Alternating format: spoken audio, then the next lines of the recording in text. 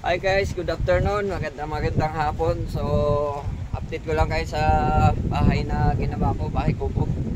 So, dito muna tayo pansamantala tumuloy sa kubo na to na cottage. So, hindi ako makapag-video guys sa paggagawa ko kanina dahil panay ang ulan. Hindi natin pwedeng ibabad yung cellphone sa labas dahil mababasa. So, ayan guys, yung update ko lang kayo. Ayan. Nakapagbubong na kayong kalahati guys, nabubungan ko na. Ayan.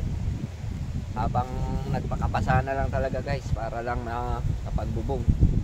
Para kung may bubong na yan, tuloy-tuloy na ang trabaho ko dyan sa baba. Pero dahil wala pang bubong, yun, pasulpot-sulpot ang gawa natin. So dito muna ako guys, titingnan natin yung Balete Beach. Kung anong low tide ngayon guys. Napakalaki ng libas. So dahil may bagyo ngayon, masama talaga ang panahon, malakas ang hangin, malamig.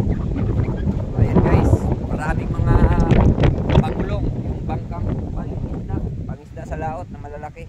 Kung nakikita nyo yan, may bangka dyan na malalaki. Yan ang barko. Ilan yan sila? Isa, dalawa, tatlo, apat, lima, anim na pangulong guys yung tumabi dahil sa nagbabadyang bagyo na parating dito sa atin. So pang 5 araw natin dito sa Balete Beach. So dito tayo matutulog kahit bagyo. So sana wag lumakas para maganda pa rin, makapag trabaho pa rin tayo bukas sa ating ginagawa. So yan yung guys, Balete Beach, sitwasyon niya. So, medyo maraming damong dagat, pero samantala lang yan, lilinisin din yan pag wala na yung bagyo. So sa ngayon, update ko lang kayo. Ayan, napakalakas ang hangin. Ayan, makulap.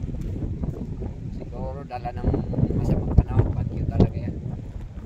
So low tide ngayon guys. So ayan, po tayo dito sa medyo napapansin nyo, may ilaw na yung mga isdang yung barkong pangisda. Ayan, nakikita nyo. So hindi makita kasi medyo malayo rin eh. Hindi abot ng camera ng cellphone guys. Cellphone lang kasi dala natin. Ayan, kasama ko yung aking aso. Di ba hiwalay sa akin kahit saan ako pupunta. Nilalamig na siya, sasama pa rin. So yun lang guys. Ang 5 days natin dito sa Balete Beach para tuloy-tuloy natin gawin yung bahay kubo natin dito. Ayan, low tide. Araw ng Sabado ngayon. Kaya dito tayo ngayon. Kahit bagyo, dito tayo. Tayo alis sa Balete. Ayan. Paki-like and subscribe na lang guys yung aking YouTube channel.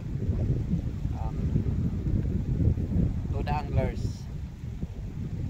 Thank you. Bye.